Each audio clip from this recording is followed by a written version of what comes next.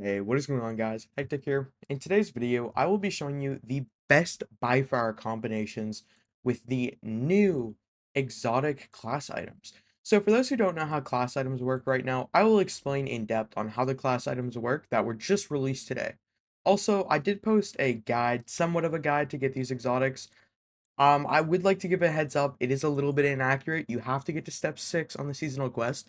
However, there is a pinned comment that explains it very, very well. So if you don't know how to get the exotic, I would definitely suggest to check out my last video, but make sure you read the top comment.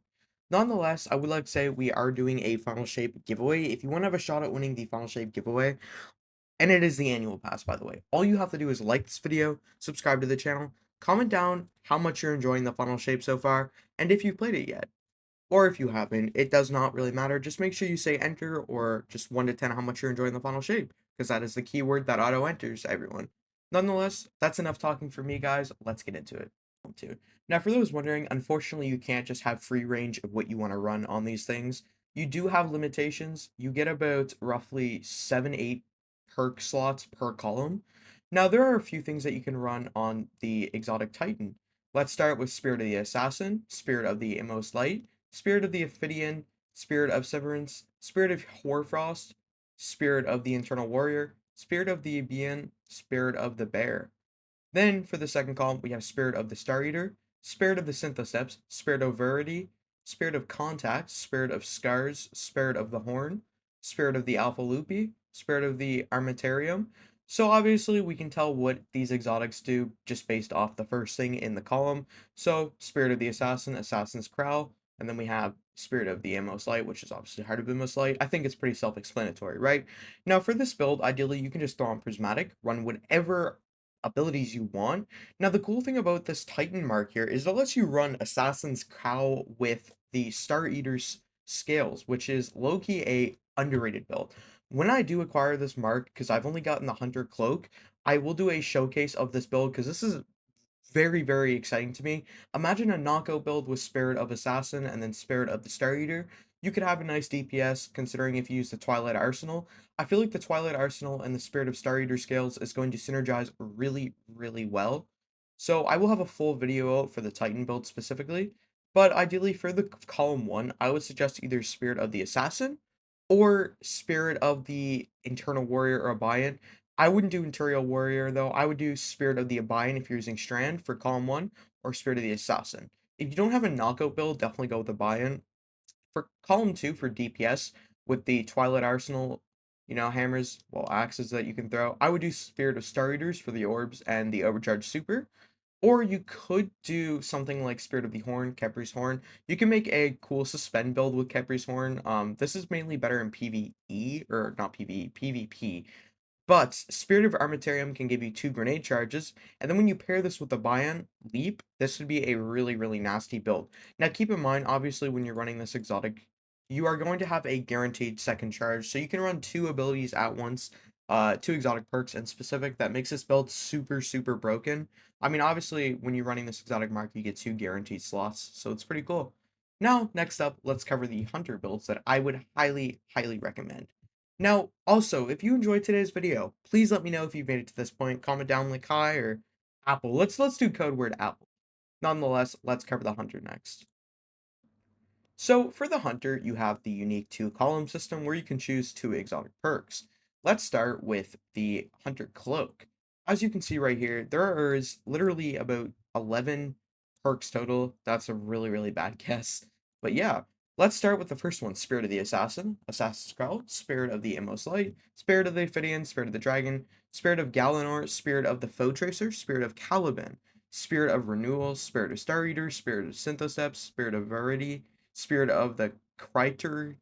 It's the Strand helmet, guys. I'm not even gonna pronounce to say it. Spirit of the Guy Falcon, Spirit of the Liar, Spirit of the Wormhusk, and Spirit of the Coyote. Now, instantly, just from looking at this, the build that mostly sticks out to me here is something like Spirit of the Liar for that arc melee, and then pairing it with something like Ophidian aspects, or even Inmost Light. I feel like an Inmost Light with Spirit of the Liar build would go really good. So Inmost Light and the Liar Handshake. I feel like that build would really, really go crazy in PvE.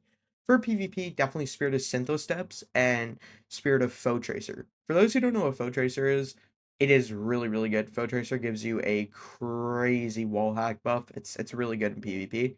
Now, the only thing that does suck about the exotic cloak here is you can't run Stompies in the first column and then use something like Foe Tracer. I mean, obviously that's definitely how they penalize you to not use the exotic class items as much, but I mean, it definitely does ruin the uniqueness of the exotics so far. But don't get me wrong, you could use something like Spirit of the Wormhusk with Spirit of Immoslight because you could charge.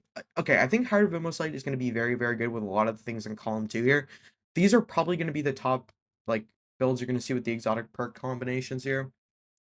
I'm not sure if these perks actually are manually unlocked. I only equipped it, but yeah. Let me know, guys, how these things work fully when it comes to like perk columns. Like, do you automatically get all unlocked? When I unlocked the bond, I was able to actually just equip all the perks. So I'm not sure, but I'm gonna assume right now you can use all the perks. But just to be safe, we're gonna act like you can. Yeah, those are kind of like the three builds for Hunter that really, really pop out for me. Next up, let's cover Warlock. Warlock, in my opinion, is going to be the best one around right now. So yeah, let's get into it. So just to clarify one thing here, Warlock Prismatic is definitely the most broken Prismatic subclass out of all the Prismatic classes. And I can't lie, Prismatic definitely feels a little bit weak. It's not like really, really bad, but it's definitely like needs work. But of course, guys, just remember, I'm sure it's going to get buffs in the future. Anyways, guys, let's get into the Prismatic Warlock Exotic Bond. So, we have Spirit of the Assassin, Spirit of the Immoslight, Spirit of Ophidian, Spirit of the Stag with Spirit of the Flamence, then spirits of necrotic, spirits of osmomancy, spirit of apotheos. Then we have spirit of star eaters, spirit of synthoceps, spirit of rarity, spirits of vesper, spirits of harmony, and spirits of starfire. Then spirits of swarm and spirits of claw. So what I was thinking here for the warlock build, I was thinking spirit of osmomancies with something like Spirits of the Claw. So obviously we have Claws of Amakara with the Osmomancy's gloves, right? You're going to get that extra grenade charge, or well, melee charge, and then you're also going to have that buff from the Osmomancies. So you're going to be able to have two stasis melees, and then you're going to have the Osmomancy's bonus where you keep chaining your grenade. Now, ideally, you could also use Assassin's Crow with something like Spirit of Harmony. That would definitely synergize well, though I think Spirit of Necrotic and something like Spirit of the Synthosteps would definitely go crazy because you're gonna have that melee launch and you're gonna do bonus damage to your melees.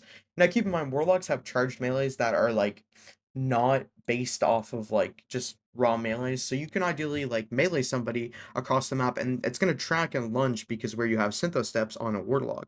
This is gonna be absolutely game changing for PvP, and PvE. I would highly recommend trying to assemble some of these builds, especially with trials coming out for PvP. But ideally, we're focusing on PvE here. So those builds are going to really, really make a difference in in-game content. Nonetheless, guys, that is my top 3 builds for each class. I hope you enjoyed today's video. Leave a like and subscribe to the channel. Have a great night, guys, and stay safe. Check out our sponsor, Diving.net.